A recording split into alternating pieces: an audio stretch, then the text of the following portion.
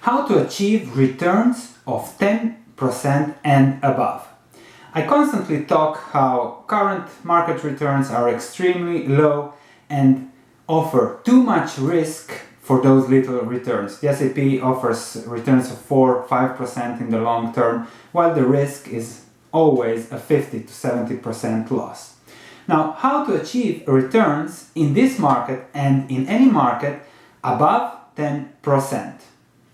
Well, it's not that complicated. You just have to apply a little bit of common sense to what you're doing. I'll show you a few examples and determine three rules that you have to follow, and I'm sure your returns will be much higher. The first rule is very simple. Don't settle for returns that are lower than 10%. That's it. How do we determine returns? Look at the earnings of a stock. If the price earnings ratio is around 10, then you know you can expect returns of 10%. If the price earnings ratio is around 20, you can expect earnings of 5%. If the price earnings ratio is around 5, as it is for Amphi, then you can expect returns of 20% per year. It's as simple as that in the long term. So, investors always think, we have to invest, where can I invest? If you don't find an investment that offers you 10% or more, don't do anything. Now, there are always investments that offer 10%. There are always around.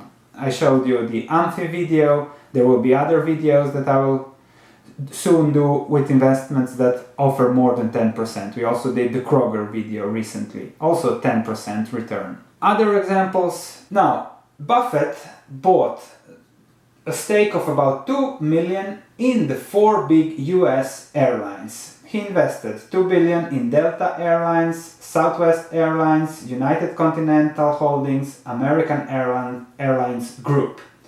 He invested in those companies when American Airlines was at 35 and had a price earnings ratio of 4.77.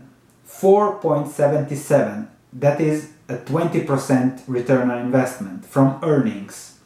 Delta Airlines stock price was 48. The price earnings was 7.65, 15% return. Now the stock price is already 52. United Continental Holdings, the stock price was 48, price earnings ratio 7.87 in the quarter when Buffett was buying. Now the value is 77. Southwest Airlines, the price was 38, the price earnings ratio was 10 when Buffett was buying. Now it's 61.89.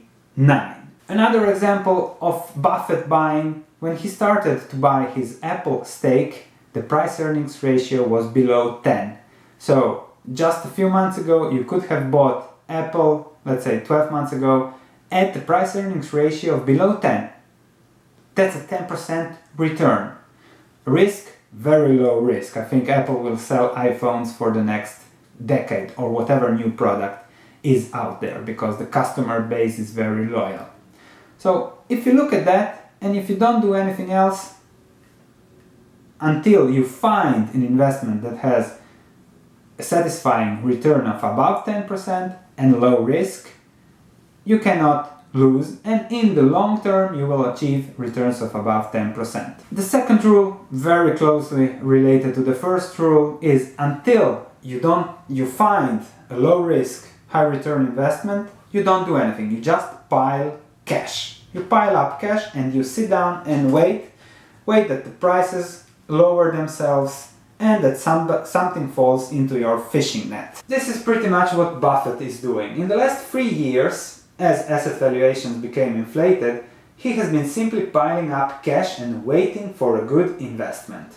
His cash balance almost doubled in the last 3 years, as it went from around 40 billion to the current almost $90 billion. So Buffett has a loaded gun, ready to shoot, but he doesn't shoot at everything. He waits so that the return on investment from earnings is around 10%. He's even happy now due to the amount of money he has with 8-9%. 20-30 years ago, he was only happy with 20%. So you will get what you look for also in the investment world. And the third thing to look at is, perhaps even the most important, is risk. Now you can find an investment, okay, this yields 10%. If that investment is very risky, then you have to see what is the probability that A, the investment goes bankrupt, doesn't yield the expected 10%, and of course yields what you expect. And then you have to put it into a probability chart, see how it affects your portfolio, and see what is the expected return for the risk in order to yield 10%. For example, I have made here a table. We have 5 investments, A, B, C, D, E, where 3 of them will yield 10%, 1 will yield 0 and we can sell it after 5 years for the same amount that we paid for, and 1 will go bankrupt. Returns after 5 years are cumulatively positive. We invested 50,000, the return is 58,000, but the yearly yield is 3.10%, which is not 10, because 2 investments or the whole portfolio was very risky. In order to mitigate for the risk, we have to find a debt risk where 1 company out of 5 can go bankrupt, 1 will do nothing, and 3 will achieve the expected returns. We have to find yields of 20%. American Airlines at a price-earnings ratio of below 5 was one such company. Yes, there is the possibility that the company goes bankrupt in the next 5, 10, 20 years, but if you own 5 similar companies, then the probability that all go bankrupt is very low, but you have a portfolio that has a certain amount of risk, but a very high probability that you will reach 10%. For example, in this chart, similar as before, 10,000 invested in each company, return after 5 years with a 20% yield, total return after 5 years is now 81%, and the average yearly yield is 10.20%. Of course, I exaggerated a bit with 1 company going bankrupt out of 5, 1 doing nothing. If you are intelligent, smart, and really careful about the risk, I'm sure it's possible in any environment to find 5 investments that have a much lower risk, or even 10 investments during a longer period of time, 1-2 years, that can offer returns higher than 10% with low risk. Perhaps 1 out of 10 will go bankrupt, 2 will do nothing, and the rest will achieve their expected returns. This is already much higher than what's going on in the market currently. That's it, folks. Simple solution.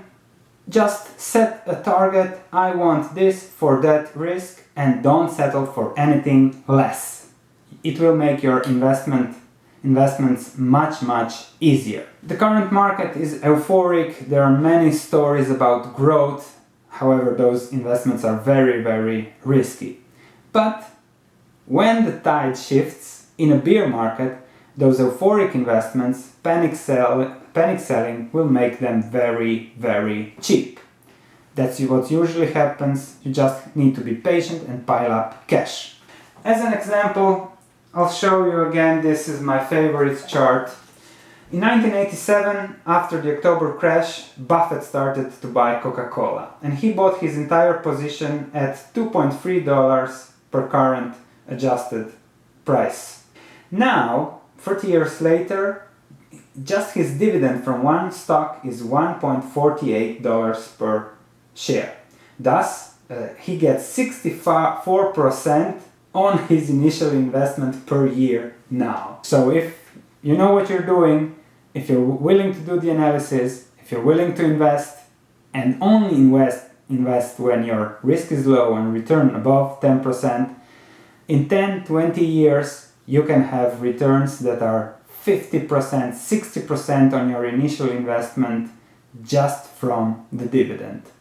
A few of those investments during your whole lifetime and you are set for life.